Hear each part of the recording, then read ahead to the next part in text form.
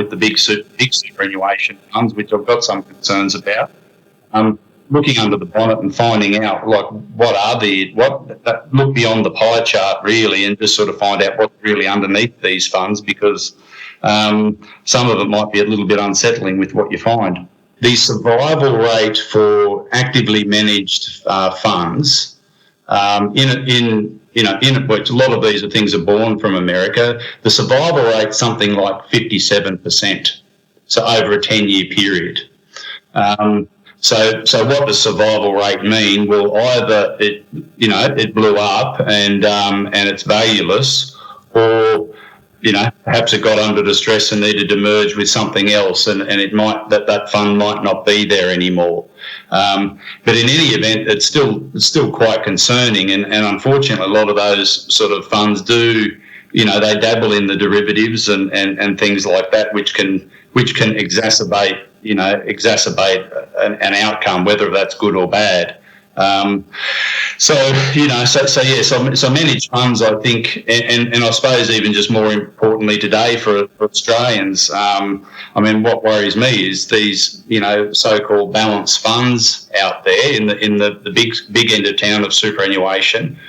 So that's a big concern to me, and I'd be just encouraging, your listeners just to, if they do have these big superannuation funds, just really, dig deep into them just to find out what is really underneath it and get specific if there are property holdings in there. Welcome to the Get Invested podcast, where we share great conversations with experts from all walks of life to uncover their secret know-how and where they invest their time, their skills and their money, and the benefits that this has created. You see, the truth is that everyone invests. Every minute of every day, we're investing our time, our skills, our energy and our money in something. Some of us are investing consciously, some unconsciously, sometimes for good, sometimes for bad, and sometimes for no impact. Get Invested will help you to start living by design, not by default. I'm going to help you to make it happen, not let it happen. You will hear the top tips on how you can live with conscious intent so that you can live more, work less, and leave a living legacy by investing now. Listen to the show to discover the top tips on how to get started, make the most of your investment journey, and ultimately to be living your dream, not someone else's. More episodes can be found on iTunes or at bushymartin.com.au/get invested.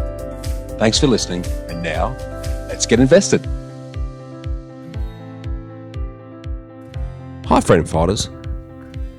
As I switched on the light, I was startled by a sudden and unexpected fright. A strange man was standing there and staring straight through me with a dull, lifeless expression on his face. There was something vaguely familiar about him, and I had a strong feeling that I'd seen him many times before without really taking any notice. He'd always seemed a lot younger and more handsome when I'd caught fleeting glimpses of him in the past, as I rushed to pursue some other upcoming urgency. But today, it was as if I was looking at him for the first time. For once, I slowed down and I returned his gaze. As he surveyed me slowly and deliberately, he shifted his critical eyes from my head and down my face to my neck. I did the same, with neither of us acknowledging the other. The once blonde hair had faded to grey and thinned above the growing forehead, creased by years of frowning from hard work and worry. The cheeks had ruddied with fields of broken capillaries from years of stress, and the once well-defined jawline was now puttied like Play-Doh from a poor diet.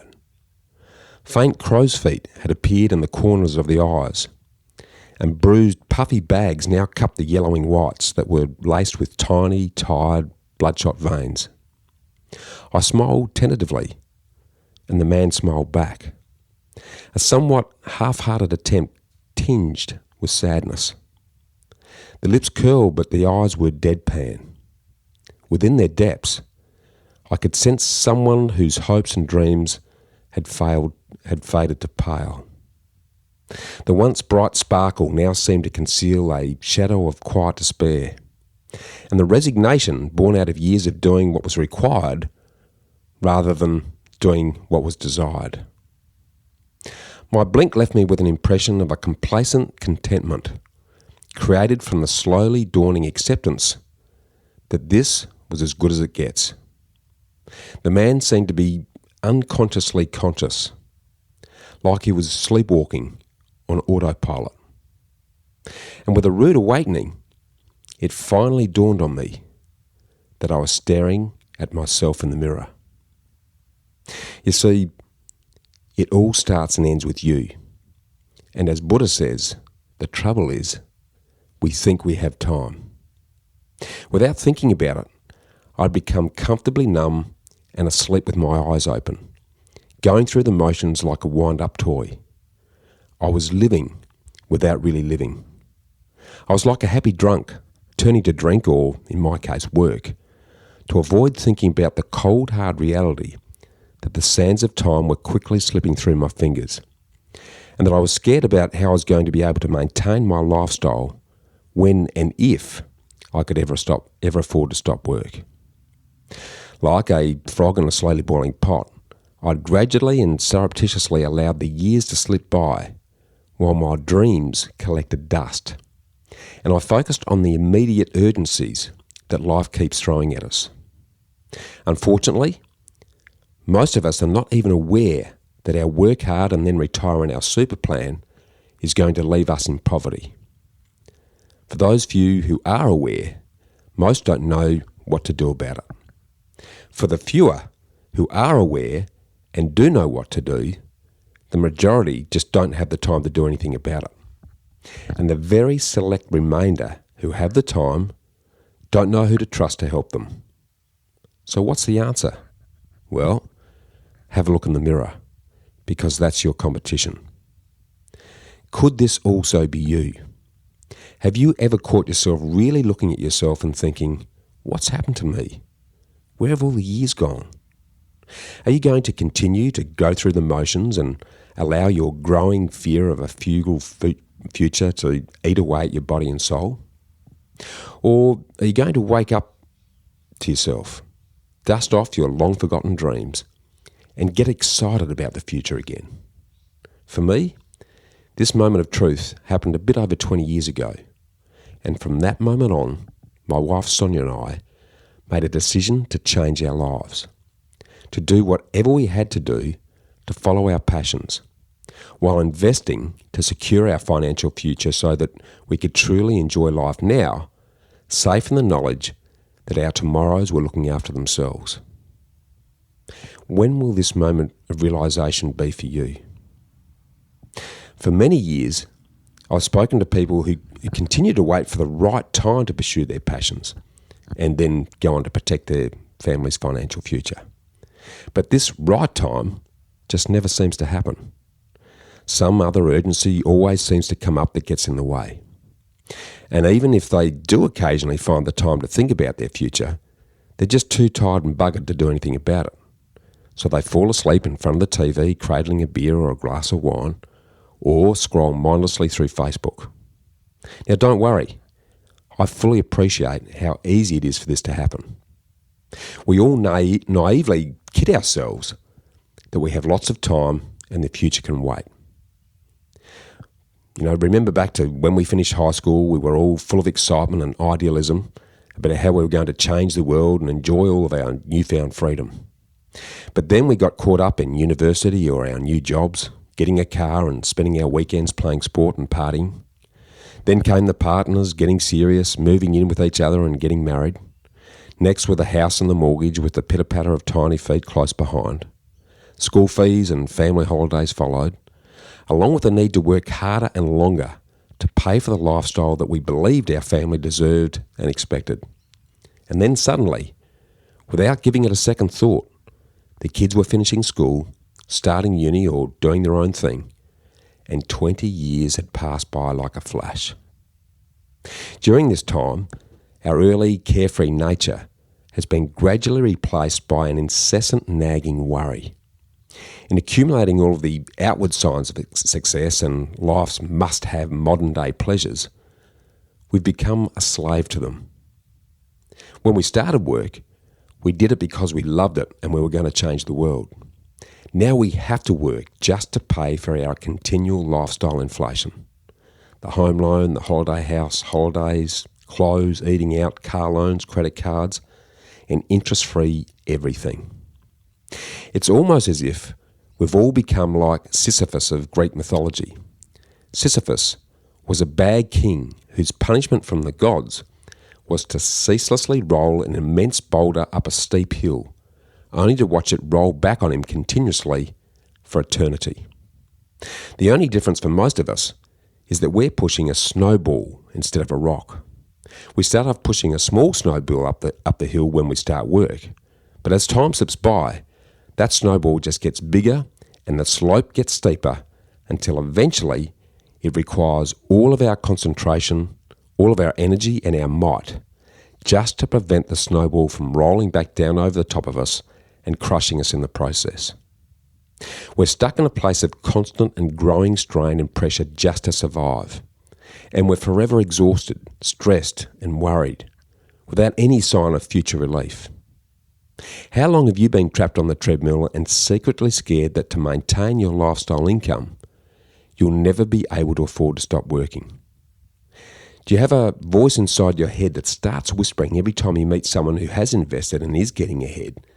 And now that little voice is shouting to you to do something for fear of what the future holds.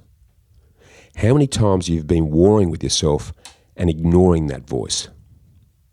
Will your future look after itself? Well, perhaps you're one of the many who's just not aware of your looming future lifestyle income crisis, and you mistakenly think that you've got years up your sleeve so you don't have to worry about the future yet. Or you earn a high income so you've got nothing to worry about.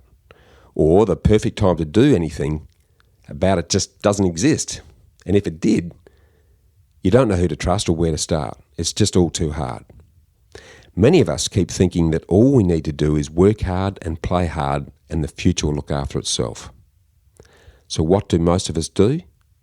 The sum total of diddly squat, nada, and nothing.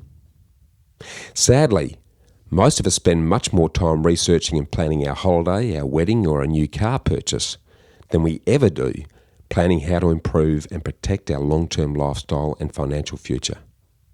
Many of us keep putting off the hard stuff till tomorrow and avoid thinking about the future because it's just too hard and too far away for us to be able to answer the unknown questions. So tomorrow never comes. We take it for granted that life is pretty good in our country. And in most of our middle-class lifetimes, we've never had to do it tough. Most of us are under the impression we have a lot of time up our sleeves, so there's no rush to do anything.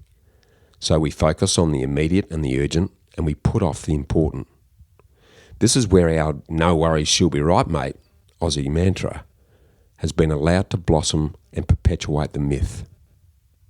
We wear this attitude of just letting life happen and making the most of it like some sort of crazy badge of pride, while laughing off our gradual demise over a glass of grog.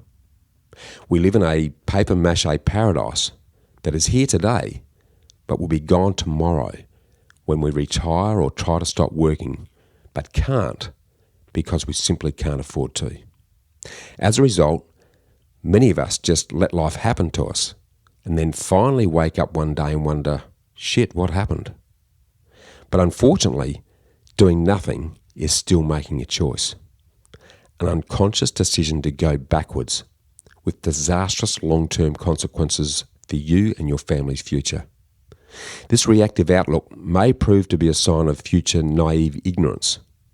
And while some may have gotten away with it in generations gone by, we certainly won't in the future. Having talked to thousands of hard-working families over the years now, I've become increasingly fearful and frustrated at the lack of awareness, care and action taken to live intentionally and secure the future. But the ones I feel most sorry for are the many who falsely believe that all they have to do is work hard, pay off their home, and then rely on their compulsory work institutional superannuation and or pension, thinking this was going to be enough to maintain their lifestyle and fund their long-awaited bucket list when and if they decide to stop work. Unfortunately, the vast majority are in for a massive shock, because once they stop working, their lifestyle is going to fall off the cliff into money-pinching misery. Now, there's an old quote that's relevant here, and it goes like this: by my calculations, I'm going to be able to retire comfortably about 5 years after I die. Now, this is going to be the unfortunate reality for the majority of hard-working Aussies in the years to come. While I get why this happens, none of this sits comfortably with me. And this podcast and my books Get Invested in the Freedom Formula are here to challenge you, because if you don't start thinking about the future and preparing for it, the future is going to happen to you before you know it, and it's not going to be a pretty sight. I'm challenging you to take control of your destiny now, so that you can live life on your own terms over the long term and leave a legacy for your family. So let's put a lot of these assumptions about the future to the test to give you a timely wake-up call on your lifestyle trajectory. Now, how often have I heard the line, when I retire, I'm going to do this. When I retire, I'm going to do that. When I retire, I'm going to ... You insert your own bucket list here. If I'd received $1 for every time I heard that statement, I'd be a very rich person. It seems that life is just so busy these days that a lot of us are putting off doing what we really want to do until we retire or decide to stop work. So, when do we want to stop work, and will we ever be able to afford to? Now, if you're already in your late 30s or older, you've already used up a big chunk of your free time, and you only have until you're 60 or 65 to create a nest egg big enough to allow you to comfortably live for the rest of your life. So how are you spending your remaining spare time? The problem is that most of us spend our time looking backwards. As Matthew Michalowicz, a previous special Get Invested guest back on episode 32, sums it up so well in his book Life in Half a Second, if the scientifically established 4.5 billion year old age of the world is represented as a year, then our average lifespan equates to half a second. Yet most of us tend to look at how old we are instead of how long we've got left. In his view, a simple mind shift to reverse this thinking would revolutionise and energise what we do with our lives and when. And if you look at the lives of a lot of high achievers, they all live their life as if they're going to die sometime soon. This could certainly be said of Steve Jobs, who, for many years, knew that he was dying of cancer. So he cut all the crap out of his life and just focused on getting the big shit done. He reportedly only wore blue jeans and black t-shirts and had no furniture in his house, so that his brain could focus on the big things that would change the world. He had an almost feverish impatience and lived as if every day was going to be his last. So what's your drop-dead date? And how much longer are you going to live? Well, in the local context, according to the most recent Australian life tables, across the 35 to 50 age range, on average, females are going to live until they're around about 85, while males will join the choir invisible 3 years earlier at an average age of 82. Projecting into the future, the federal government's Intergenerational Report, or IGR, indicates that life expectancy at birth is now projected to increase for females to 96.6 years by 2055, while males will increase to 95.1 years over the same period. The IGR also predicts over 40,000 centenarians by the year 2055. This means we'll need to accumulate enough income-producing assets over and above the family home by the time we stop work to fund our ongoing lifestyle for another 30 to 35 years or more. So, will you outlive your retirement savings? While I'm not advocating that we all need to be clones of Steve Jobs, appreciating that we don't have much time left to set ourselves up can certainly motivate us to do what we need to do today in order to live the way we want to now and in the future. But how much is enough? How much is enough? How much do you need to retire on? Totally depends on how well you want to live and for how long you want to live. A better question, though, is how much money do I need when I stop work to maintain or improve the lifestyle I currently have until the day I die? And for a lot of us, the question also includes, and how much do I need to leave to help my family after I've gone? As a general starting point, research by AMP Capital shows that a typical retiree may need between 70 to 80% of their pre-retirement income to maintain the same lifestyle, assuming that they own their own home without any debt and they're relatively healthy.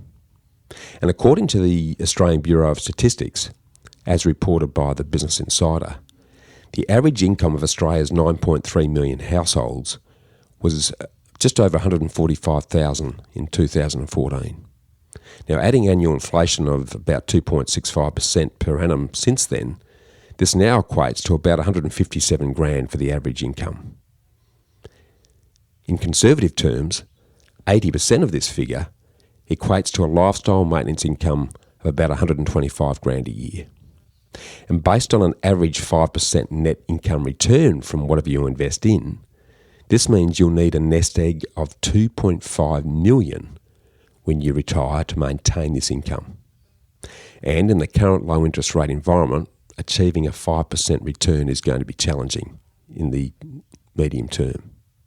So if you're relying on your current government's guaranteed 9.5%, which is rising to 10% institutional super to help you make it do it, the balance will need to be $2.5 million when you stop work. So how's your super balance looking? That's all good, I can hear you say. I don't need to worry, Bushy, because I've got plenty of time for my superannuation to grow, and the pension will cover the difference. But will it? Let's have a look at that reality. According to the most recent ABS figures, over 73% of Australians over the age of 65 are surviving on an average of just $15,300 a year. Now that's just $295 a week. That doesn't even cover our grocery bill. And a survey conducted by Westpac confirmed that 3 out of 5 retirees have spent their entire super by the time they're 70. Now I can hear you say, but this won't be me, Bushy. By the time I stop work, my super's going to look after me. Are you sure? Compulsory institutional super ain't super, because according to the Association of Superannuation Funds of Australia, or ASFA, the average total superannuation balance for a household headed by a person aged 60 to 64 years is currently around $355,000. That's a long way short of $2.5 million. Additionally, in this run-up to the retirement age bracket, the self-employed have around half the superannuation of employees. Only 27% of the self-employed aged 60 to 64 have more than $100,000 in superannuation. Now, assuming you're looking to preserve your retirement nest egg and live off the income proceeds so that your money will last as long as you live, a super balance of $355,000 at a 5% net return will produce a princely income of $17,750 a year, or just $341 a week. On this basis, most people's superannuation won't even touch the sides of a comfortable retirement. Now, according to the Free Dictionary, the original definition of superannuate is to set aside or discard as old-fashioned or obsolete. Now, this is certainly starting to ring true. So, how are you sounding now? And I can hear you think, well, perhaps I can tap into the age pension, you reply anxiously. Well, let's paint that picture. If you can jump over the myriad hurdles required to access the age pension, the maximum full pension payments are approximately $25,000 for a single, which is about $480 a week, or approximately $37,000 for a couple, which is about $520 a week. So what sort of a lifestyle is that going to give you? Well, according to the retirement standard created by the Association of Superannuation Funds of Australia, the age pension will afford you the following meagre lifestyle. You won't be able to afford private health insurance. Holidays will be restricted to short breaks or day trips in your city. You won't be able to afford a car, or if you have one, you'll struggle to afford repairs. There'll be no alcohol, unless you can homebrew some beer. You'll only be able to take part in no-cost or very low-cost leisure activities. You'll afford basic clothes. You'll have to get a friend to cut your hair. And you'll only be able to eat inexpensive takeaways or eat out at club special meals on slender occasions. You won't be able to afford to run an air conditioner, and you'll be forced to reduce the amount of heating that you can run in winter. And you'll have no monies left over for home repairs like a leaky roof. Now, does this lifestyle sound good to you in your golden years? That time when you've been waiting to do all the things on your bucket list? On that kind of income, you'll barely be able to afford the bucket. Now, the word pension is starting to sound like a fancy word for poverty. But to even get access to the age pension, you've got to satisfy both an income test and an assets test. And the test that gives you the lowest amount of age pension is a test that prevails. Adding an additional layer of difficulty, your income and assets are assessed under specified deeming rates, that is, rates that the government decides at a point of time, and not the actual rates of return that you're actually getting. So if the stock market is taking one of its regular hits, your assets may be valued by the government at a much higher value than they're actually currently worth. And at the time I published my book, The Freedom Formula, your pension payment amount starts dropping off sharply on a sliding scale when you exceed the following thresholds. So when other income from interest, rent, dividends and so on exceeds just over $7,500 a year for a couple, or just over $4,200 a year for a single, they start to go down. And when your assets excluding the family home, including bank accounts, bonds, properties, business, super funds, shares, vehicles, life insurance, surrender values, collections, household contents, etc., exceed over $380,000 if you're a couple, or just over $253,000 if you're a single. So in fact, for every $1,000 of assets that you own over these thresholds, you lose about $8,000 a year in pension funds. But there's a bigger question to ask here. Will the age pension actually still be around when we retire? The jury's out on this one, whether the age pension's even going to exist in 10 to 20 years, and industry experts provide a lot of varying opinions on this. A recent federal government paper, Rethink Tax, advised that the pension should be taxed and completely phased out over time. Under the submission's proposal, if you had a valuable home, you should have the choice of downsizing or requesting a government pension that's paid as a loan using your home as security. So no more free rides here. Even if the age pension is still around when we retire, it's likely to be a lot less with a lot more restrictions. There's been a lot of talk in federal government circles over the last few years that the huge mass of baby boomers approaching retirement will overwhelm the government coffers. In fact, according to .id, who call themselves the population experts, the age pension is the single biggest line item in the federal budget at just under $40 billion a year way back in 2014, increasing at around $3 billion a year, or about 8% per annum. This increasing retirement population is adding to the budget burden to the point where increasing pressure will be applied to reduce, restrict and eventually abolish the age pension altogether. And according to .id, some of the future potential age pension changes may include things like a significant increase in the superannuation access age up to 75 or even up to 80, forcing people to continue working, the potential removal of the exemption of the family home from the assets test, imposing large penalties for elderly people living in homes that are too large for them, the closure of loopholes allowing people to claim the pension while structuring their investments to have large amounts of exempt income. Now note that even in the immediate short term, the eligible age to access the pension has already increased progressively to 67, and the access age is likely to continue to increase from here. So if I were you and you were me, I wouldn't be banking on the age pension being available when we decide to stop work. And even if it's still available, it's likely to be much harder to get a much smaller amount. So, based on what I've just been talking about, relying on your work-guaranteed institutional super and or the pension, if you can get it, is going to see you eking out a paltry existence of somewhere between $17,750 and $37,000 a year. And you have to live on this for over 25 years when you stop work. Now that's just a meagre $340 to $710 a week.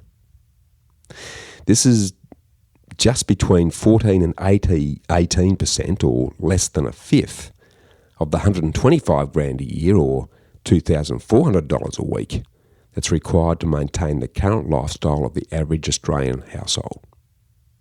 This review of current Australian retirement stats reinforces my view that our national no worries, she'll be right attitude to the future and our assumption that the pension and our minimal institutional super will maintain our lifestyle is about as effective as an ashtray on a motorbike. Given the high risk of change already outlined, my attitude has always been to plan for the worst and expect the best. I also believe in being self-reliant, rather than banking our future on things that are outside our control. In this case, planning for the worst means assuming that we won't be able to get or rely on the age pension, meaning we need to totally self-fund our own retirement so that we're not reliant on things that we can't control.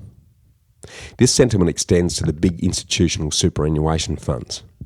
Too many times over the years I've seen institutional super funds take huge dives in value because of their leverage into the local and overseas stock markets, only to hear the fund managers throw their hands up in the air and tell their clients, "We can't do anything about it, it's just the market."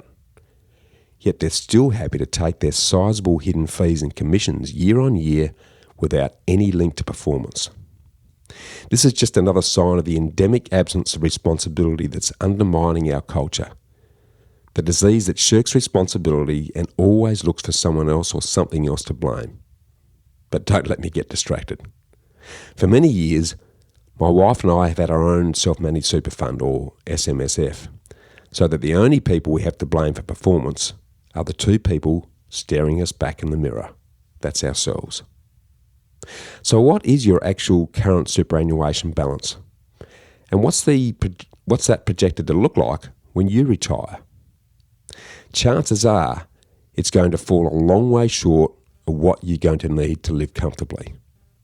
You're likely going to have to action additional investment avenues now if you're going to maintain your income to sustain your lifestyle long term, or accept that your income and lifestyle is going to drop off the cliff when you decide to stop work. Alternatively, you may be forced to keep working for the rest of your life. But the choice is yours. It's been estimated that to fund a comfortable lifestyle when you decide to stop work, you need to be investing about 18% of your earned income a year in growth assets beginning in your 20s. Interestingly, federal politicians currently get over 15% a year in superannuation. But with the superannuation guarantee currently at just 9.5% and lifting to 10% of your income, you're going to be left a long way short. So when and how are you going to start investing that extra 8% a year that's going to be required to live comfortably long term? And how is your current super performing? Who's your super with? And what's your current superannuation balance? What's your projected superannuation balance when you want to stop work? And where is your free kick super money being invested? And your answer is, I know exactly what my super's doing, Bushy. I know where it's invested and I know how much I'm going to retire on. Said no one ever. As you'll hear from today's superannuation specialist, mastery of your superannuation fund can go a long way towards securing your financial peace of mind and well-being. But for many people, superannuation is just way too complicated. And because it's compulsory, we get complacent. And it's full of rules and regulations which makes you feel like you need a degree in super, tax, law and politics just to have a basic understanding of your super and how to play the game. And this is where today's guest Darren Kingdon comes to your rescue. Darren's on a mission to help financially educate you to take more control of your super, because it's your money and you've got a vested interest to do well. And the quality of your retirement lifestyle depends on it. Darren's a nationally recognised superannuation expert with over 25 years industry experience. He's also the author of his new book, Master Your Super. I've read it. It's a very easy read on what could be a dry subject, and it's one of the few great resources for aspiring self-managed super investors. Now, you can find out more about the book and grab yourself a copy with a 20% special Get Invested discount by going to www.masteryoursuper.com.au. And on the order summary page, just enter Bushy20 in the discount code section, click apply, and the 20% discount will be applied.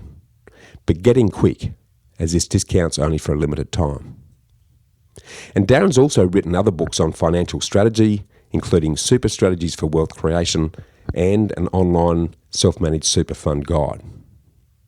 As an early adopter of strategic financial advice in Australia, Darren's established the Kingdon Financial Group in 2012 to provide niche and tailored advice to small business owners and industry leaders, and he regularly consults to other financial services professionals.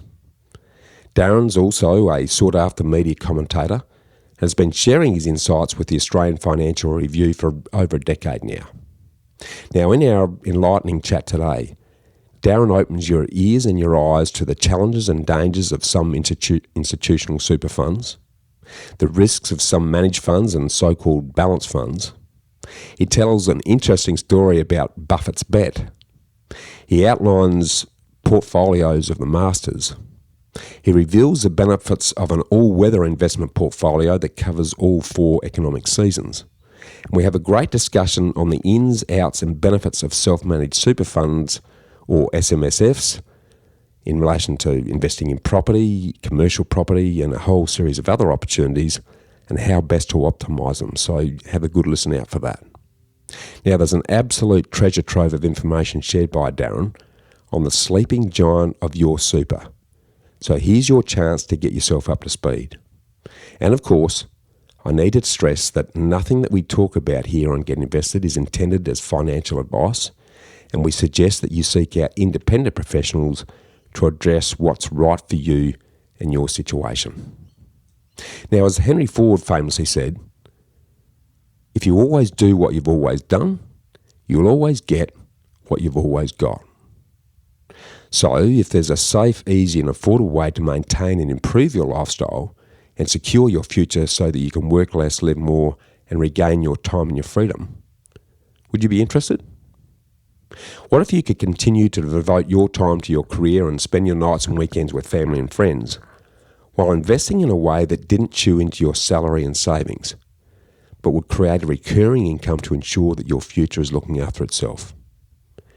All this by simply adopting our passive-aggressive approach to investment. So if you want to find out how an SMSF and your property strategy can work together, or you simply want to know more about what opportunities are available to you as a property investor, join me live on our unique Know-How Property Freedom Flight program, where I'll personally guide you through my proven process for property investment success. To book your ticket or to find out more, just click the link in the show notes at knowhowproperty.com.au/freedom fighters, or just visit knowhowproperty.com.au. Or if you're a reader, you can grab a free copy of my introductory book, Get Invested, by going to www.knowhowproperty.com.au/Get Invested free ebook. And if you want to hear more juicy insights on all things property, join me on Australia's longest running property investment and real estate show, Real Estate Talk, which has just been rebranded as Realty Talk, where you can join me on realty.com.au as the new host of the show, where I interview Darren and a raft of industry leaders to discuss all things property every week. But for now, enjoy my long-form chat with Darren Kingdon.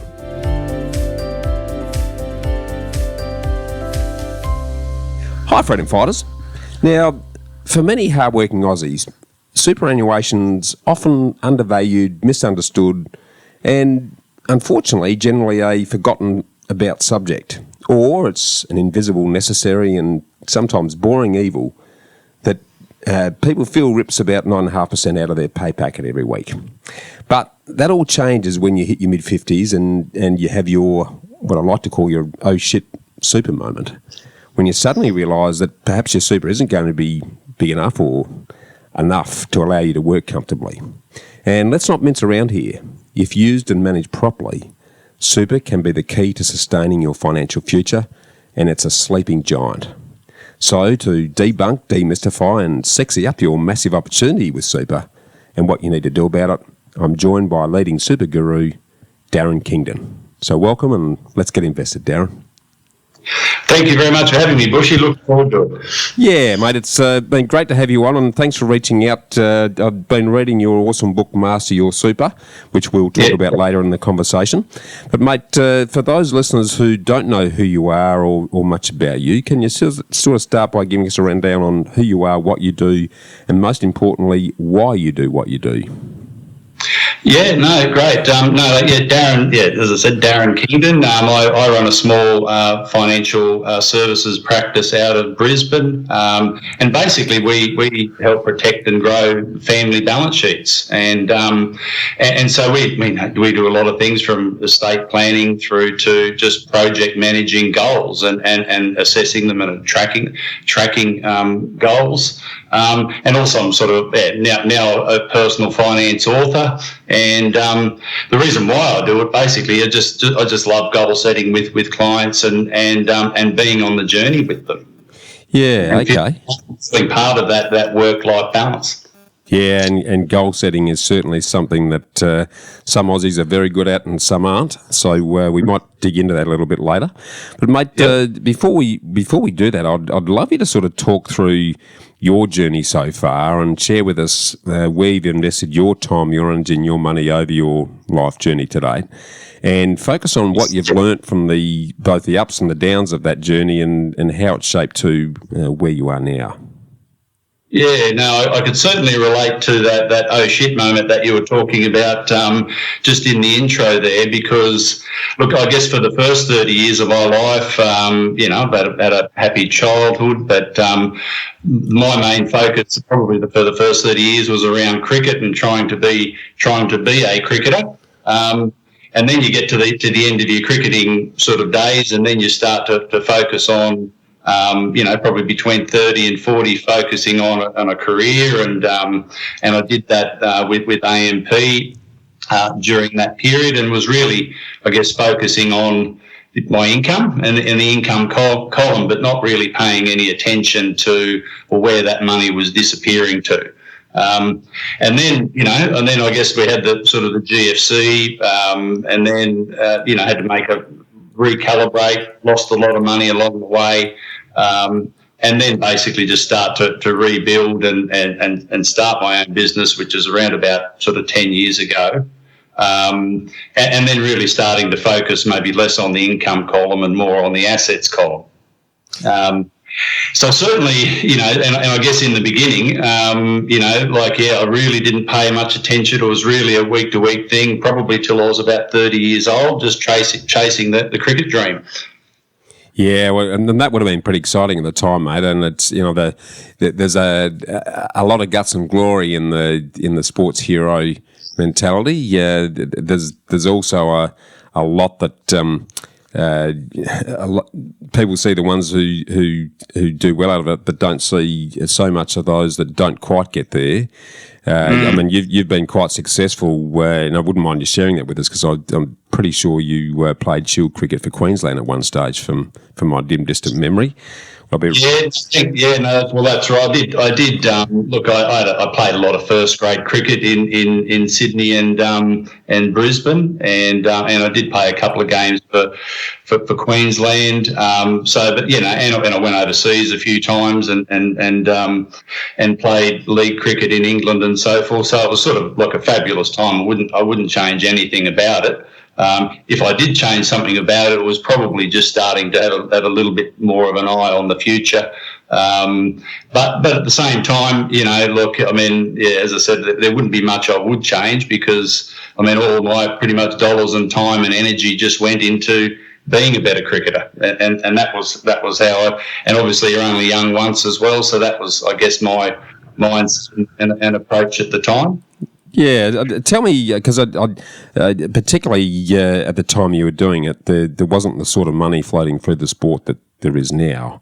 How did you support yourself financially when you were, putting a lot of your energy and time into the cricket arena? What were you doing to pay the bills? Well, good question. Yeah, look, because there were periods there where I wasn't working, because I did go back and forwards from England, and it was in a recession sort of era at that time. So, look, there wasn't any money in the jar really some weeks. And so, look, I mean, I had sort of different I had a couple of banking jobs. Some of those banks are no longer with us. And look, I did everything from picking mushrooms to working on farms to working at Festival Records, another business that's no longer with us, I don't think. So sort of it was just an absolute mixed bag. I mean, I think my dad did count them out at one stage, and it wasn't a pretty number, but the amount of jobs that I did have, and look, there was times there where there wasn't any money to pay the rent, and I had to sort of phone up mum and dad every now and then to get them to lend, i.e. give me some money. Tell me, so as you sort of came towards the end of the first class cricket career there. You mentioned that you dipped the toe in the water into AMP.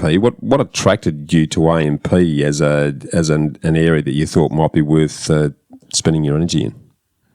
Well, it was just like a lot of things in life, I suppose. It was a little bit of a fluke. I mean, I was working at a business called National Mutual there, probably right at the early 90s, and I was just looking for something more. And I did make an application to the AMP, and I put my name had in the ring for a job application on the north side of Brisbane. Anyway, I didn't hear anything for about 9 months, and presumably didn't get to first base. And then somebody sort of just out of the blue just called me and said, "Look, we noticed you had this application here. Did anybody get in touch with you? No. Or do you still want to go through the process? We've got something over here." Yes, I did. So then I basically just fell into a sort of a technical advisory role for, about it would have been about 6,000 financial advisors at the time. Yeah. Advising financial advisors on more the strategic side of advice, which is more about structuring and how to try to maximise profits from a strategic point of view rather than necessarily an asset building point of view. And hence that's where I suppose I started my, deep dive into the superannuation sector and just soaked that up for that 10-year period. And so probably between 30 and 40, I did write a couple of textbooks. I think one was through CCH, which is a sort of a fairly well-known tax publisher, and another one through Tribeca, which is called Kaplan. And but again, they were sort of always focused on the technical side of financial advice. I didn't spend any time thinking about, okay, what is money and how does money work? And money has the habit of disappearing if you don't pay attention. There's absolutely no doubt about that. You're dead right, mate. Okay, so you worked your way through that sort of institutional exercise, I guess, and picked up clearly a fair bit of experience along that part of the journey. Where did that go to from there that sort of led you to what you're doing now? Well, I think, yeah, so I was in technical roles for a good 10 years with AMP, and look, probably one of my worst investments would have been in the AMP shares, and probably might get into that in a minute. But so basically, I had 10 years there, and then started to work more in smaller businesses, and there was an opportunity that came up where I was able to build up a client base and take that with me and start my own practice, which is where I guess Kingdon Financial Group was sort of born about 10 years ago. And was that after the GFC, mate? I mean, when that was after the GFC. Yep, that was sort of probably around that 2011. That was where that occurred, and so look, one of those things that I wished I did earlier, but at the same time, I'm glad I did it when I did, and that sort of then helped me not only just sort of keep, I guess, keep the family fed and things like that, but just start to broaden me thinking in terms of, well, what is money and what is it really, and what are some safe and sensible things to do with it. Yeah, I wouldn't mind you elaborating on that a little bit, because people's relationship with money and their own money story is pretty interesting in terms of the impact it has. What was the changes in thinking that you had around that time, and how has that affected what you do personally and what you do to help others?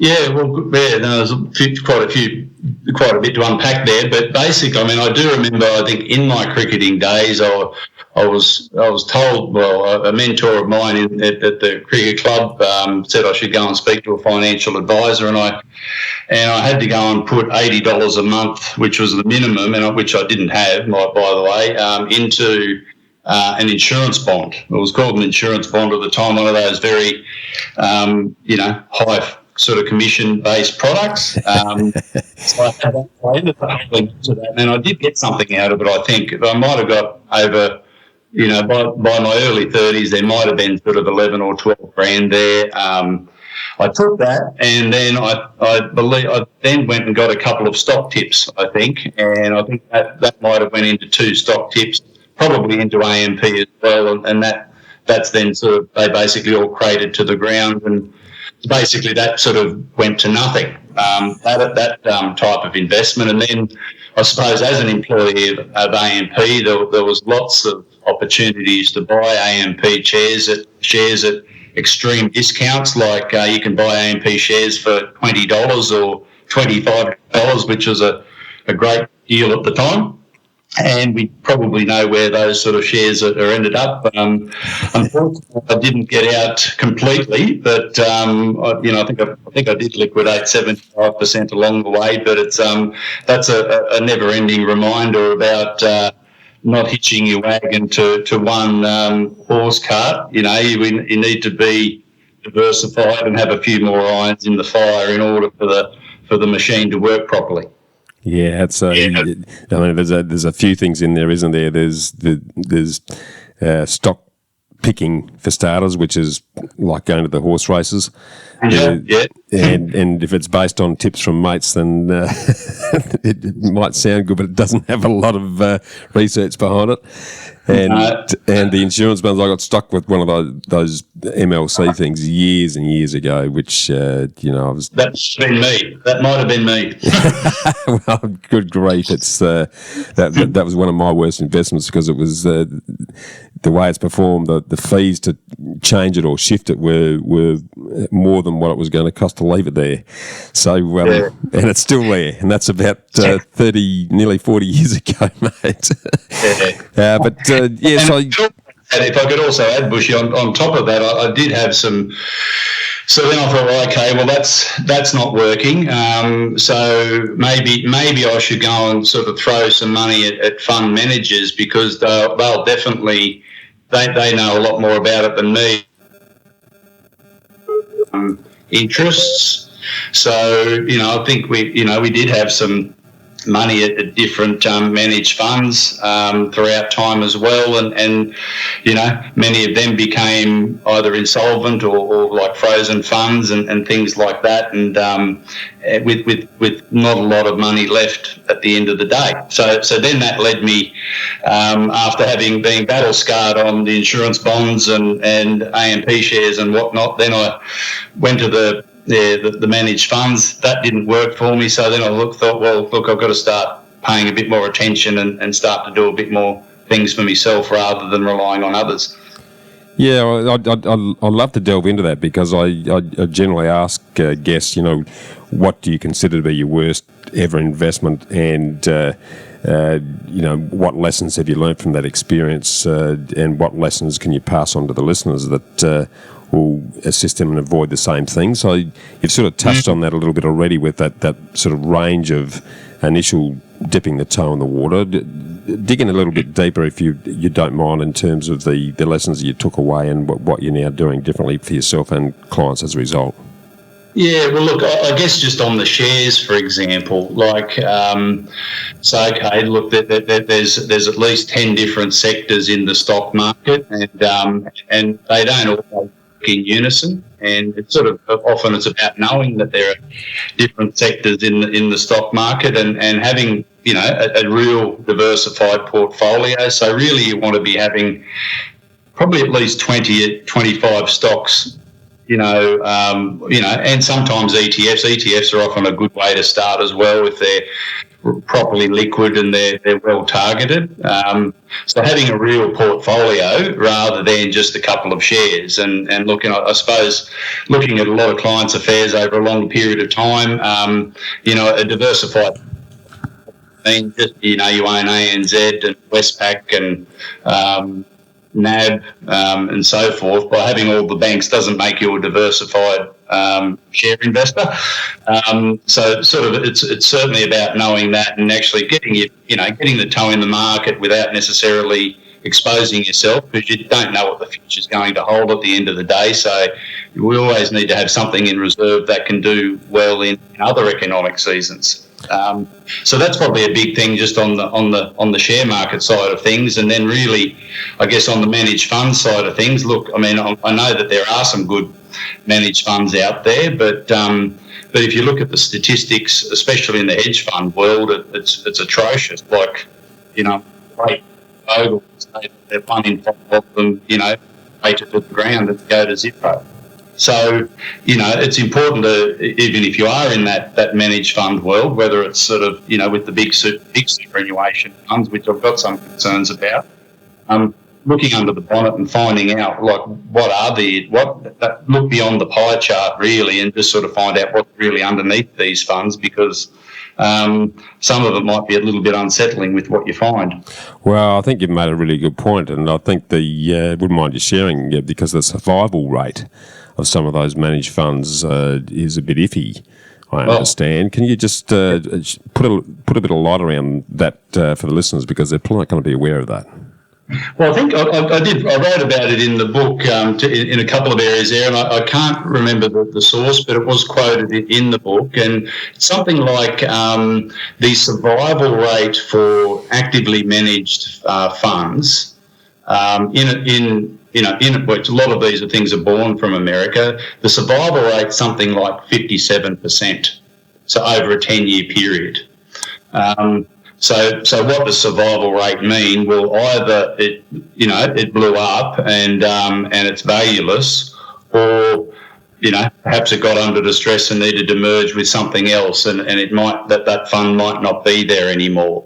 But in any event, it's still quite concerning, and unfortunately, a lot of those sort of funds do, they dabble in the derivatives and things like that, which can exacerbate an outcome, whether that's good or bad. So managed funds, I think, and I suppose even just more importantly today for Australians, what worries me is these, so-called balanced funds out there in the big end of town of superannuation. A lot of concerns there because, like I know, I've had one, client matter that had some money in a balanced fund with Host Plus. And if you go and look up, the latest information, there was no cash in this balanced fund. This is before the pandemic. Just immediately before the pandemic, I investigated something on behalf of a client. So there was no cash in it.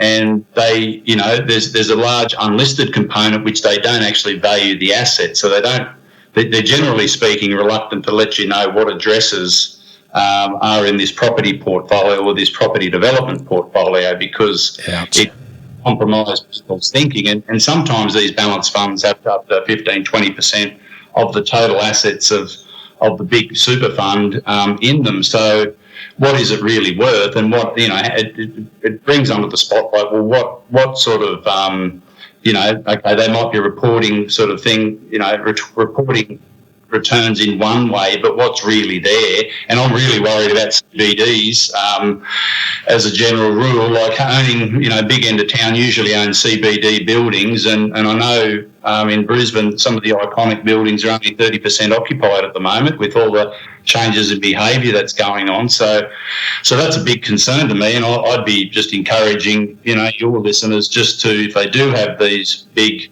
superannuation funds, just really dig deep into them just to find out what is really underneath it and get specific if there are property holdings in there.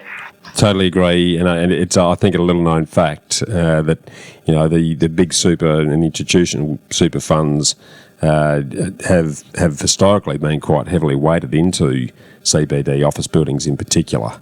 And that's an asset class that is in real strife now and is only going to get worse in the short to medium term.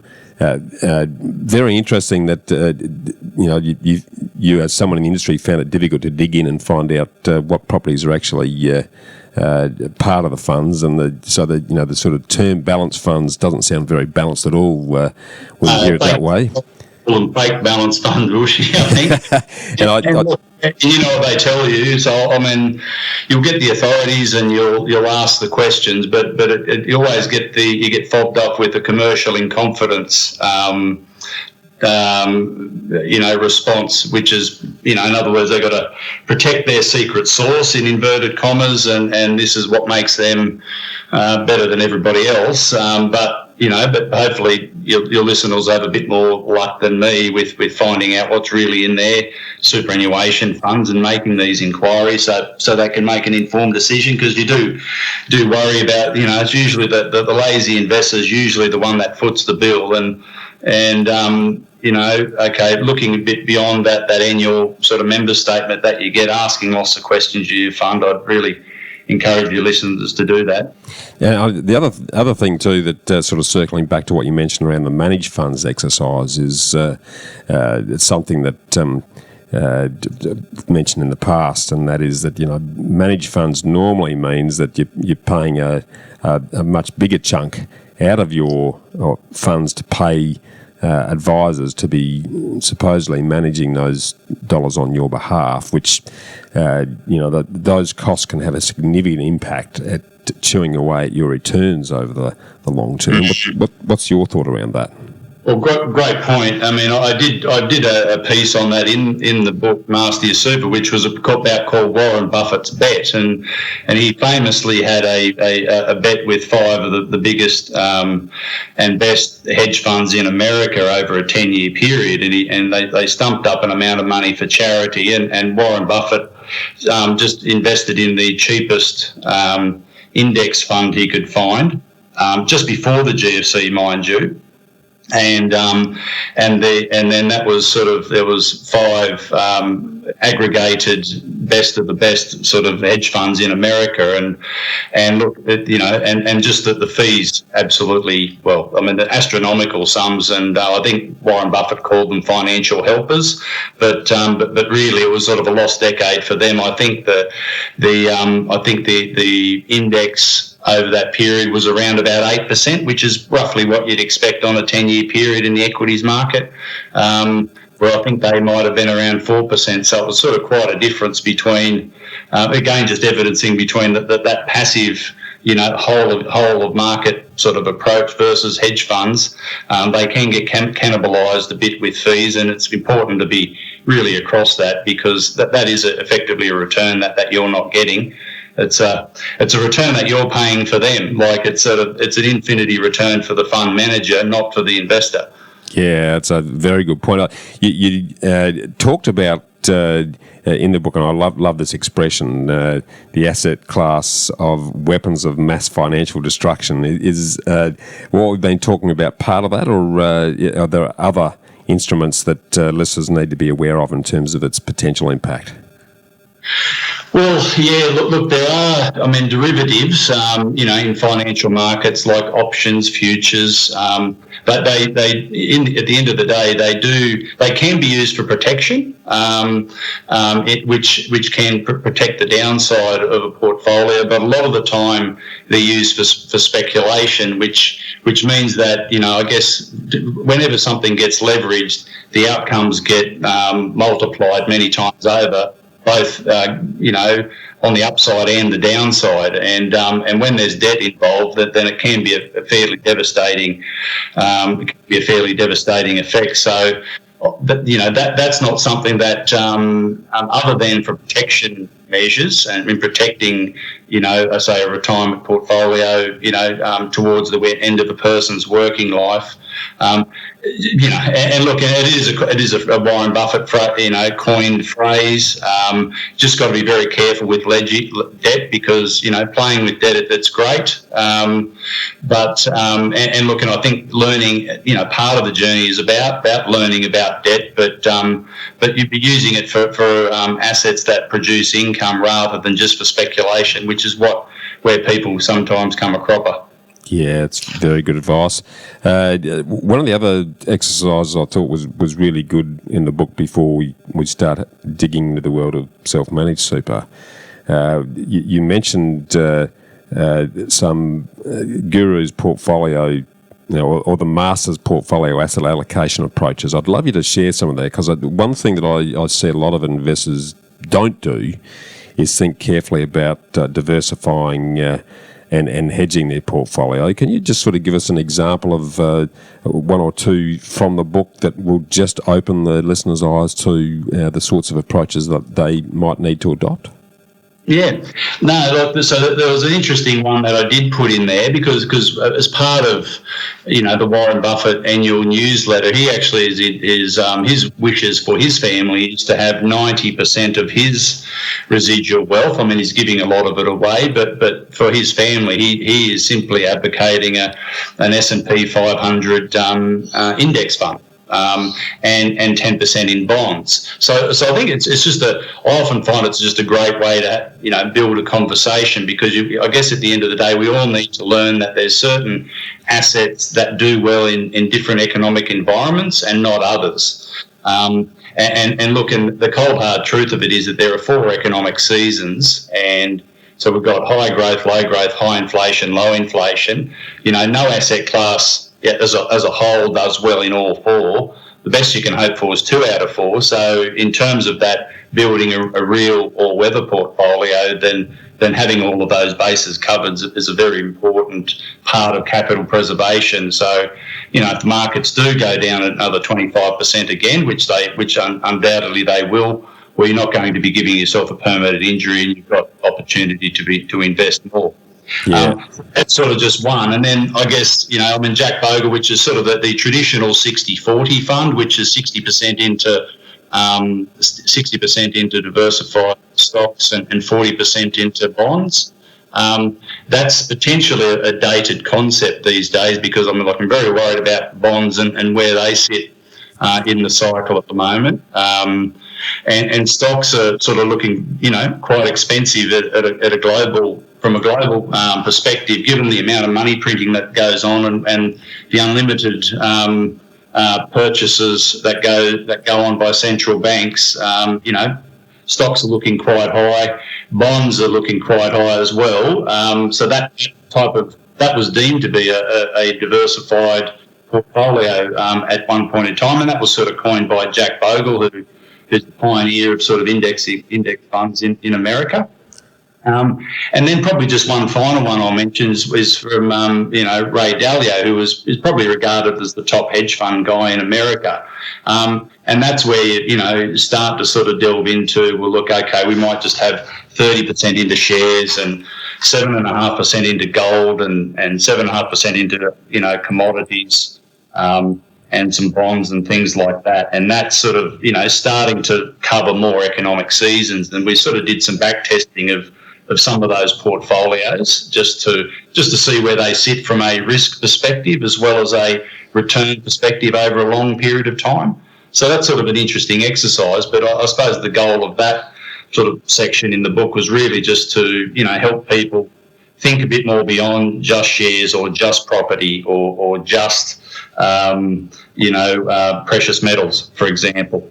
Yeah, just bonds, so having that more full conversation in terms of, just understanding how the levers work and how they interrelate with each other, which is important. Yes, and that correlation piece is the piece that a lot of people don't even get their head around. Yep. So they might think they're diversified, but if they're all buying assets that are either all going up together or all going down together, then it can be really good or really bad, but not much in the middle. So from that preservation perspective that you spoke about earlier, and that risk management perspective, just getting your head around how different assets generally perform against each other, so that you're ultimately protecting the amount of money that's left in your pocket, is something I don't see enough people putting energy into.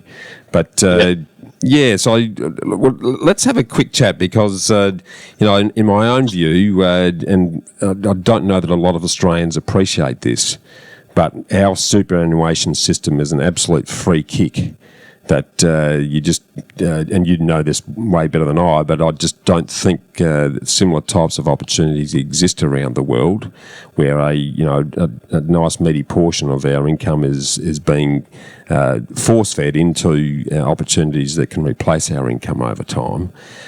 Talk to us a little bit about super in the general sense, because if it's not managed the right way, I'd love you to share your impressions and some of the stats that you might be aware of in terms of where people end up, and if they don't proactively take control of their own money management, and then conversely, what's the opportunities for people to do it a lot better?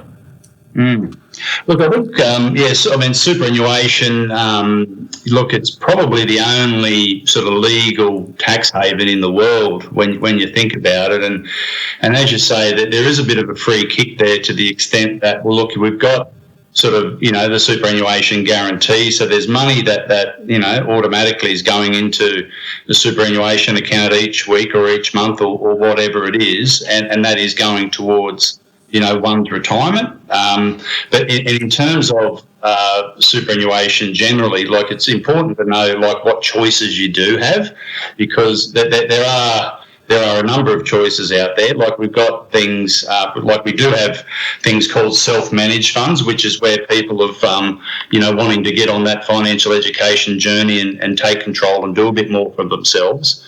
But there are also other options in the retail superannuation space, which is like the AMP and Macquarie and so on and so forth.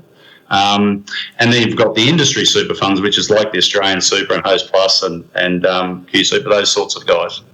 Yeah. So all of those, they've all got different strengths and weaknesses, and I guess I elaborate on that a little bit more. And a lot of the time, if you're looking at things from purely a cost perspective, for example, the self-managed super fund might not be for you. And the reason I say that is, there's an awful lot of, super funds out there in the retail and industry space which are virtually for free. So if you really look hard enough, you'll be able to find something that is very, very cost effective. And there's also a feature of some of these superannuation funds that have what they call a member-directed investment, which is it's a bit like, it provides an arm to your, just say if you invested with Australian Super, I know they've got one, and I'm not sort of advocating or otherwise, but they do have that facility where, for example, Bushy Martin could have an account there, there's an amount of money in that account, and he can go and invest a portion of that money in, say, the top 200 or top 300 ASX stocks and ETFs. And for people that are just, really are focused on equity markets and things like that, and then that can be sort of a worthwhile option worth considering. Generally speaking, you do find, that there's a lot of super funds that are named and shamed. big in the town, and and there are some. I think it's called Stock Pot. I think that's always a very interesting report where they name and shame the fattest superannuation funds in terms of fees. Make sure your listeners aren't on that list because you probably will need to go and shop for another advisor or shop for another fund. So they're really, I guess, your options at the end of the day. So there can be some engagement and some level of control even in the retail and industry superannuation sector. You just got to have a really good, cast a real discerning eye over fees, of course. I mean, a lot of industry funds, for example, will sell the fact that they don't pay financial advisors fees, which is fine, but there are still management fees there, and quite often those management fees aren't that small, but there are some out there that are incredibly cost effective, especially if you're looking for that more of that index sort of type of approach to managing your money. But if you're thinking outside of that, you're thinking about property and development and building something that's a bit more all-weather, well, if you're on that financial education journey, and that's where, perhaps a self-managed super fund might be worth thinking about. Yeah, well, let's delve into the self-managed super now. And I guess one of the sort of crossroads decisions are the sorts of questions that the listeners need to ask themselves to get some clarity around whether they stick with a normal fund or go down the self-managed super road. I know you cover this off in the book. Can you give us a sort of a bullet point summary of the sorts of things they need to consider there? Yeah, well, certainly costs is one factor, or at least being aware of the costs, and because need to obviously, I guess that the in the self-managed super sector that there's a lot of service providers out there that provide different services to help people run their self-managed fund. Some of them, there might be some onus of work on you to keep the fees down. Sometimes, they might be doing everything from paying the bills for you. So you've got these sort of different levels of service, and it's important to compare an apple with an apple.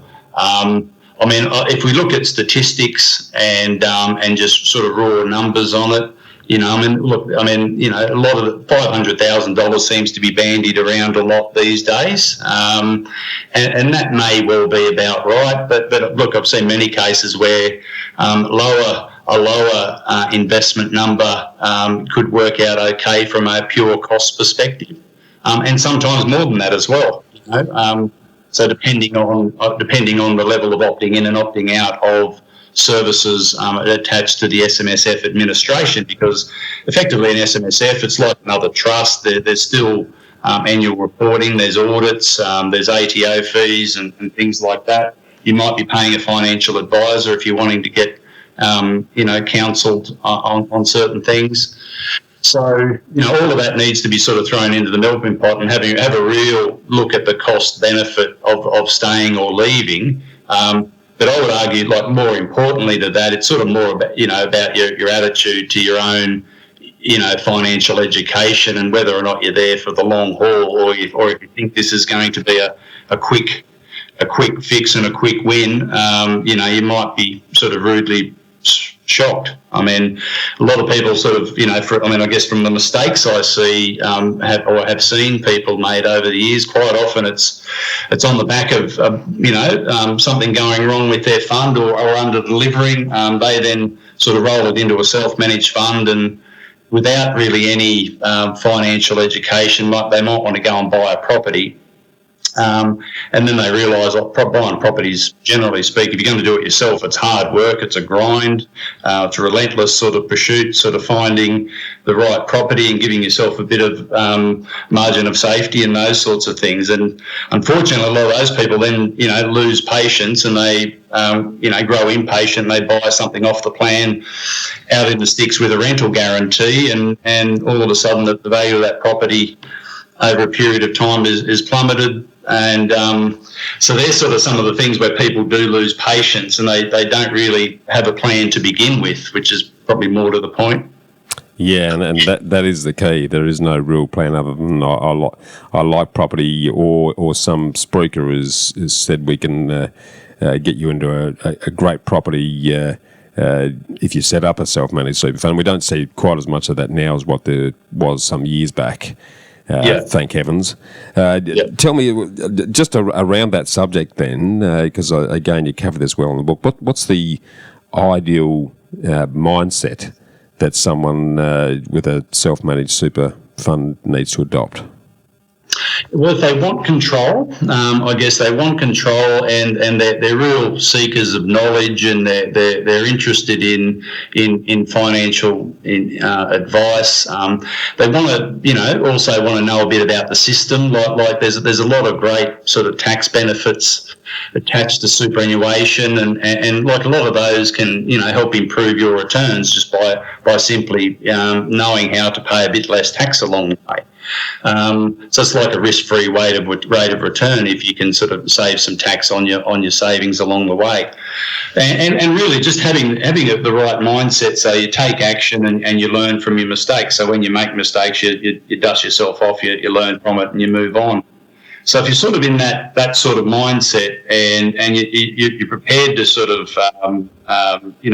invest in your own financial education over the long haul, well then I think it's something worth thinking about for a lot of people. Yeah, the other thing that I think needs to factor in here, and it's something that I talk a lot about, Darren, is make sure that whatever avenue you pursue and whatever you invest in also matches the time that you've actually got to manage that properly. Because what I see a lot of people do, and years back saw a lot of people jumping into the self-managed super fund space thinking that that was going to be a great thing, didn't understand the cost, but also didn't understand how much of a time commitment was required on them to actually properly manage it.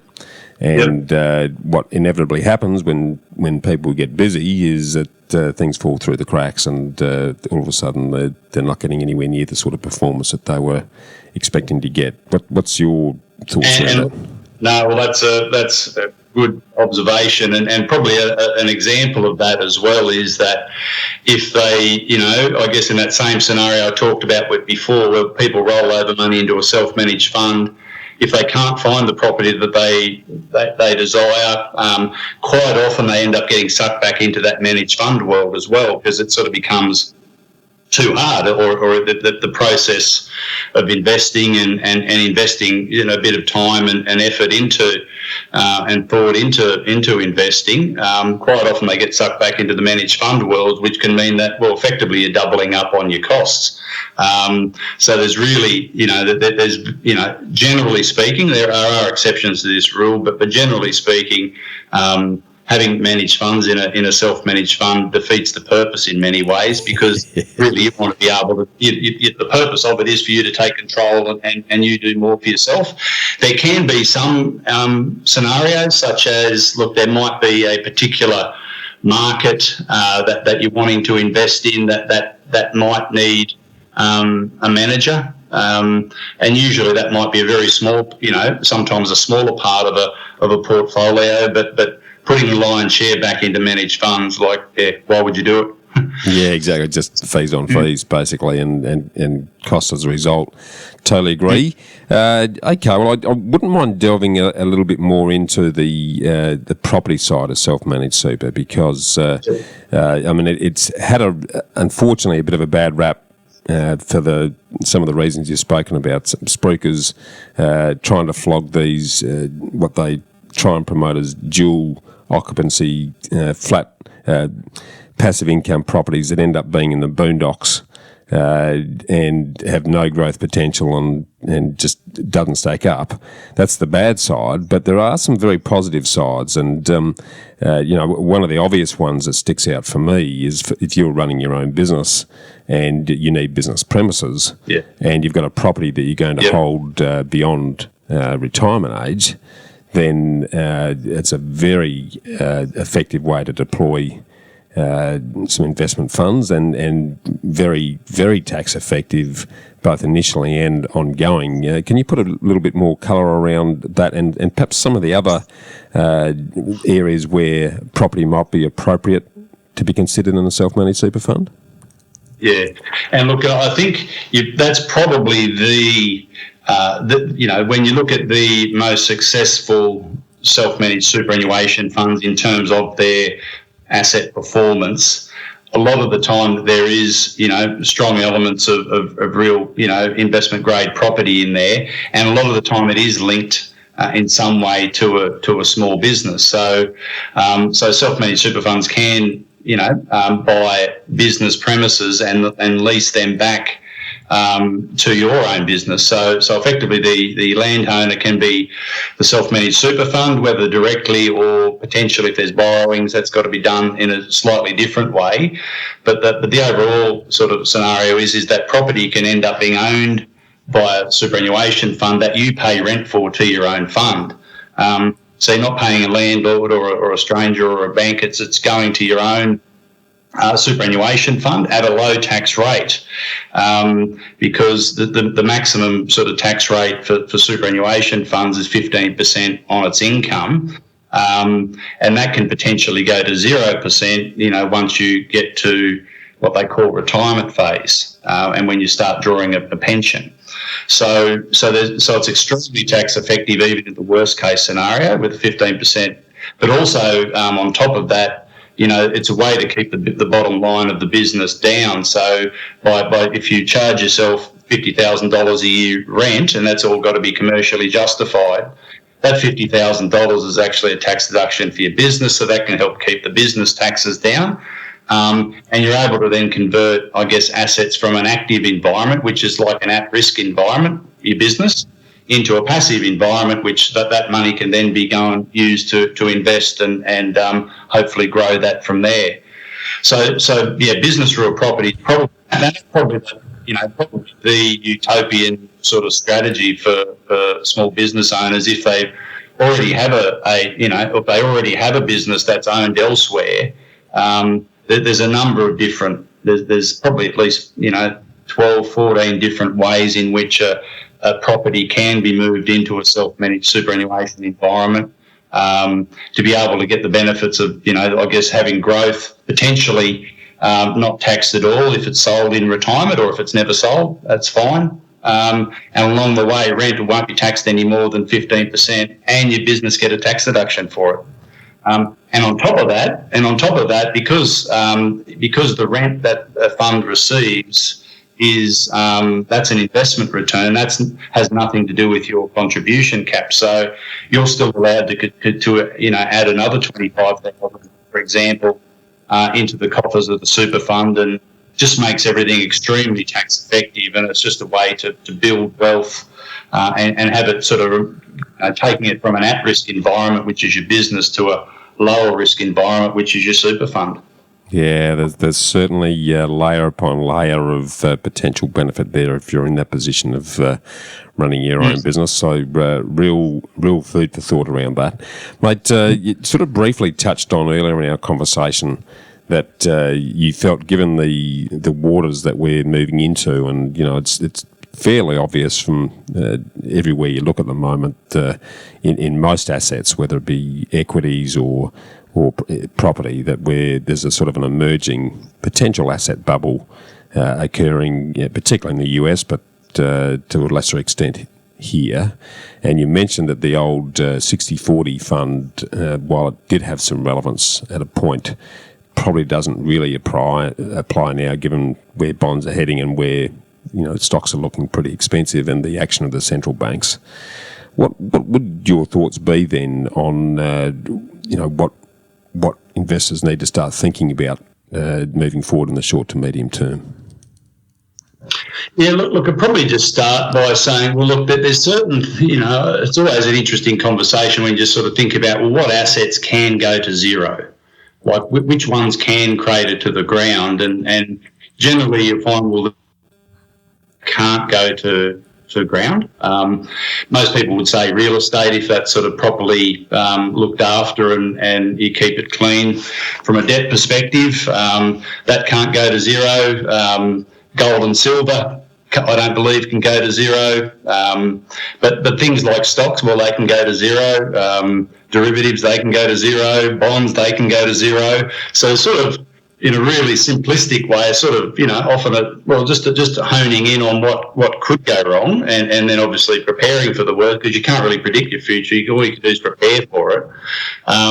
So therefore, when you sort of take a step back and you think about those 4 economic seasons, high growth, low growth, high inflation, low inflation, and knowing which assets can then be dovetailed in. So, for example, if you have lots of property, or if you're happy with your property portfolio, we probably need to start thinking about shares, for example. Properties are fantastic in an inflationary environment. So that sort of is always going to be a nice sort of hedge there. Shares, well, they behave differently, and they cover a different economic season. They're good in a high growth type of environment. But we're in this sort of environment at the moment. Well, look, there's other things that we probably need to look at as well, which is such as commodity-based stuff like the gold, silver, and different different different energy commodities, different agricultural commodities, things like that can really help broaden out and deepen the diversity of a fund.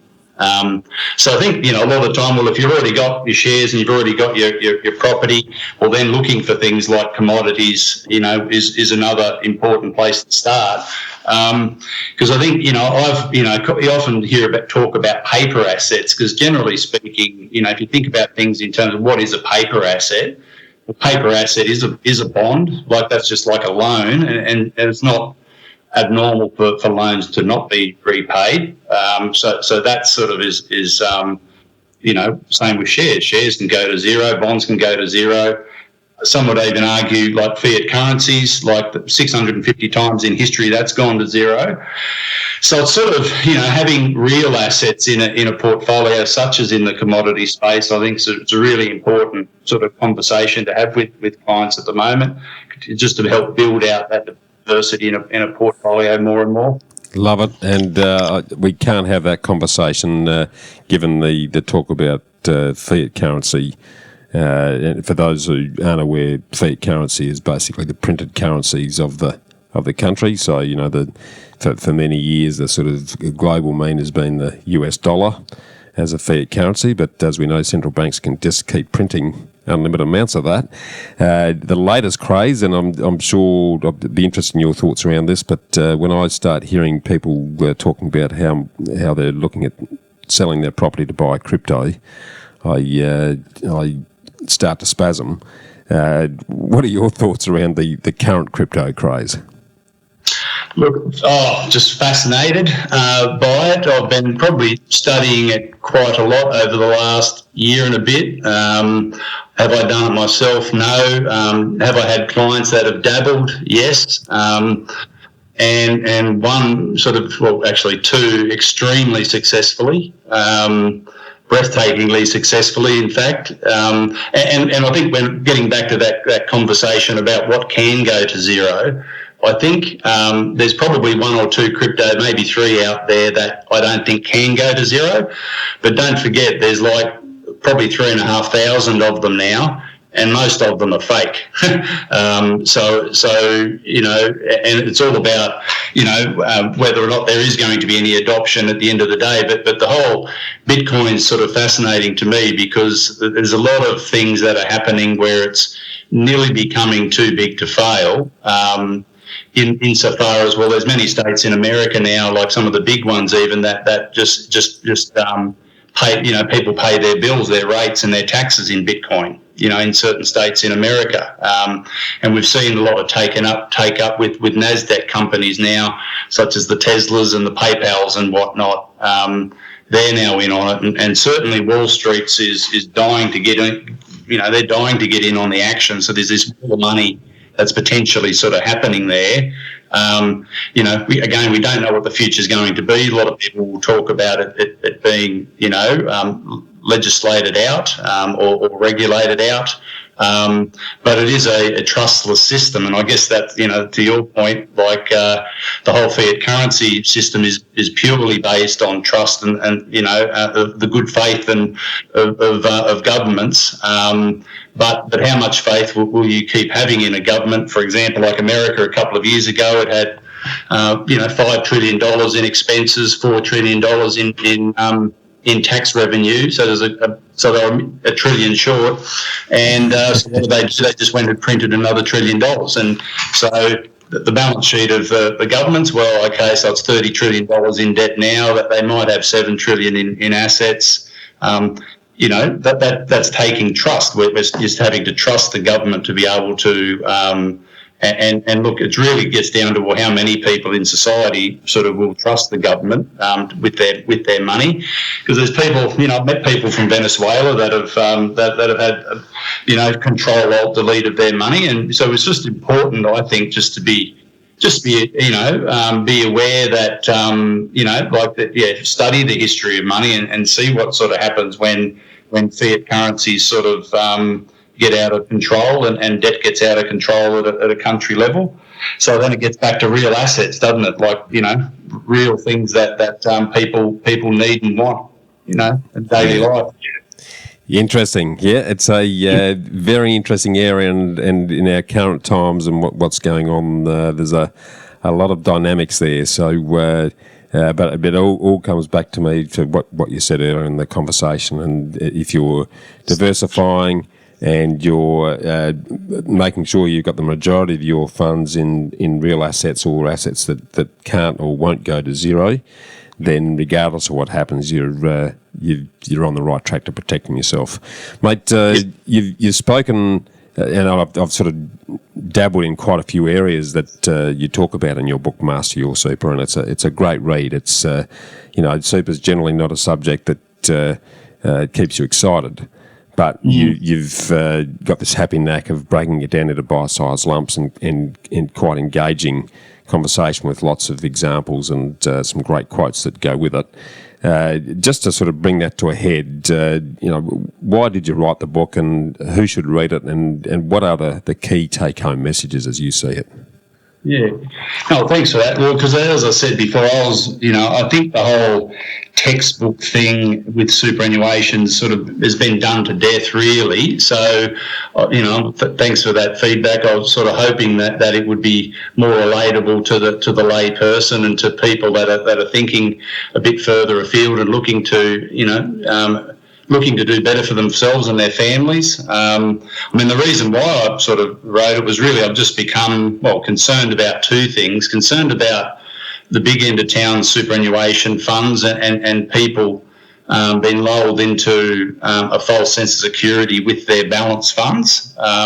So I've sort of got that, I'm concerned, from that perspective, because, the people that don't pay attention might do themselves some harm.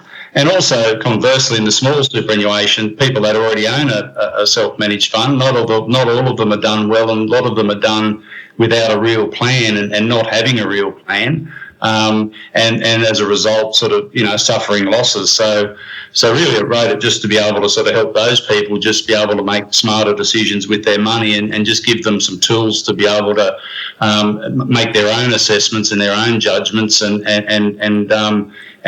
decide on the best way forward for them without any sort of real, conflicts out there. And in terms of, I think, like a lot of the premise of the book is well, if for people that are thinking about a self-managed fund but aren't sure where to, maybe they're too scared to speak to a financial advisor, or they don't want to speak to a financial advisor, or they're just wanting to learn a bit more before they then take the next step. Well, I think that's certainly for them, but also for people that already have a self-managed fund where they haven't done that well, or maybe they even need to get out. Because it just might not be for them, and that's fine. That's okay. As I said, there are still lots of superannuation funds out there, and do your own research. Maybe you need to take a bit of advice if you're just disinterested financially. But I think that we're given plenty of tools in there for people that are wanting to maximise what they've got and protect themselves as much as they can. Then that's really the main theme of the book. Yeah, awesome. Where can readers get their hands on a copy if they want one? Darren? They can do that by visiting masteryoursuper.com.au. As I said, we've got a discount there for Bushy listeners, and so that can be done in hard copy as well as we've got all the different digital formats there. So that's certainly available, and I can be contacted and DM'd via LinkedIn and via a website at kingdonfinancialgroup.com.au. Awesome, mate. Mate, I'm going to slip into what I refer to as the ambush or the bushfire lightning round, where I ask 5 quick questions that the listeners will always like to gain your words of wisdom on. First one of those is, and you've got some great quotes in the book, by the way, but what's your favourite quote and why? Look, I think the one at the back of the book, which was, however beautiful the strategy, you should occasionally look at the results. So that was by Winston Churchill, but probably in war times. And I think, I guess relating that to finance, well, look, looking beyond the pie chart and really just finding out what's there and just assessing, is it working for you? If you're trying to get from A to B, is that the best way forward for, towards you and your ideal life?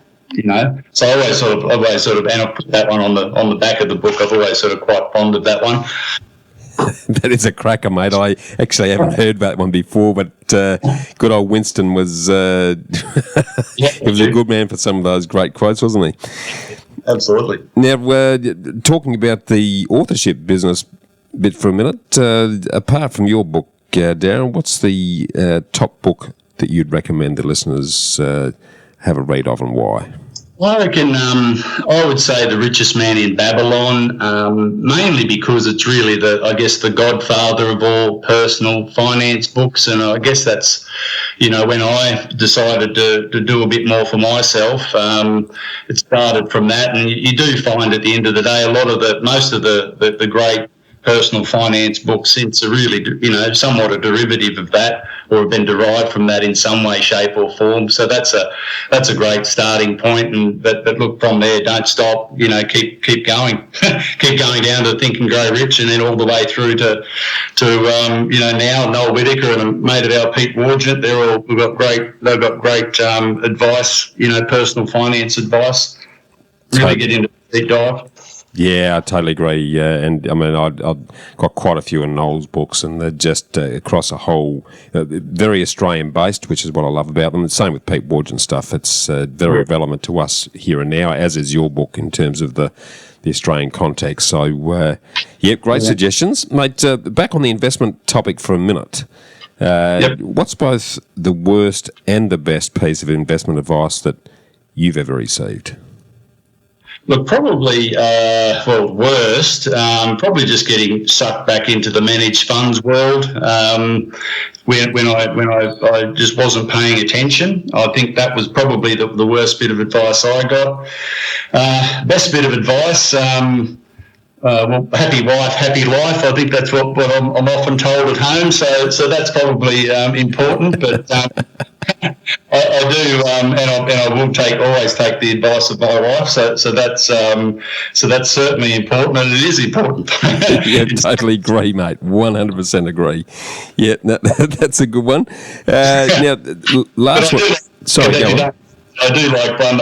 Again, it was I think never test the river with both feet, which is I think an old chestnut from Warren Buffett. That's a good little philosophy to go by as well. Yeah, it is a good one. That is a very good one indeed. I haven't heard that one for a while, mate, but that is a classic.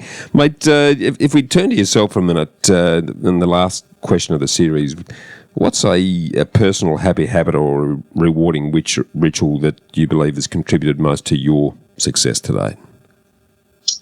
Look, I think I guess like gratitude's important. Just being grateful for the health and well-being of your family, and also, I guess, just from a business perspective, just valuing your time and where you spend your time.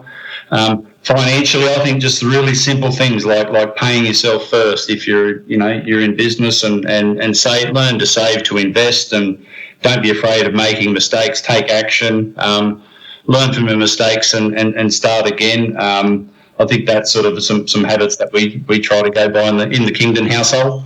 Yeah, love it, mate. Love it. Some timeless gold in those. Yeah. Brings us nicely to the final question, and it's a big one that gives you a bit of an opportunity to wrap all this together. But if I gave you a microphone that spoke to every single one of the 7.7 billion people that are currently alive in the world, and I gave you 60 seconds to talk, what would you tell people to get invested in, and what would you say? Look, if I was starting from scratch, I would be saying, look, find a mentor. Seek out the people that you aspire to be, and look to be in their company as often as you can. So I'd certainly start with that, because I think it's important to know the difference between mentors and advisors. Like, mentors show you what to do, where advisors just tell you what to do, and often they don't eat their own cooking.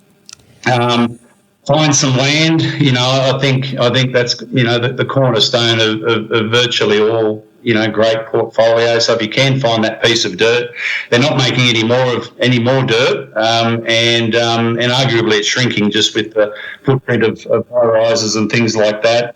Learning to save to invest, and I would suggest, like, start to learn about the history of money. Like, learn about from the silver coins and gold coins and where things used to be backed by something. I think having people's eyes open to what the real meaning of money is, I think that'll go a long way to helping people build their own all-weather portfolio, because none of us can predict the future. All we can do is really just plan for the future. So having that knowledge innate in for yourself and for your family, I think, is really important. Love it, mate. Some timeless advice there. Mate, you've touched on this already, but for those that do want to reach out and talk to you more about either their own super position, what their options might be and what the best ones might be for them, what's the best way for them to do that? Well, that would be probably through just Kingdon Finance. Well, Darren Kingdon's on LinkedIn, so you can certainly connect with me and DM me there. There's also a tab through the Kingdon Financial Group website, kingdonfinancialgroup.com.au. More than happy to take people's questions and have phone calls and get people thinking a little bit more for themselves. Love it, mate. Been a great conversation. Touched on an area that a lot of people are aware of, but it's often in the back of their mind, not in the front of their mind. And if it's one thing that I think we both share, it's wanting hard-working Australians to live with intent and start to take control of their own future and their own financial future. So really appreciate your time today, mate, and look forward to talking to you again. Yeah, no, that's tremendous, Bushy. No, it's been a blast. Many thanks, mate. Excellent. Thanks, Darren. Talk soon, mate. All right. Cheers, then. Get a summary of all this investment gold in the show notes. Just email me on hello@khgroup.com.au. That's HELLO@khgroup.com.au. Or check us out at www.bushymartin.com.au/get invested. I look forward to joining you next week for another episode of the Get Invested podcast. So thanks for listening, and as always, dream as if you'll live forever and live as if you'll die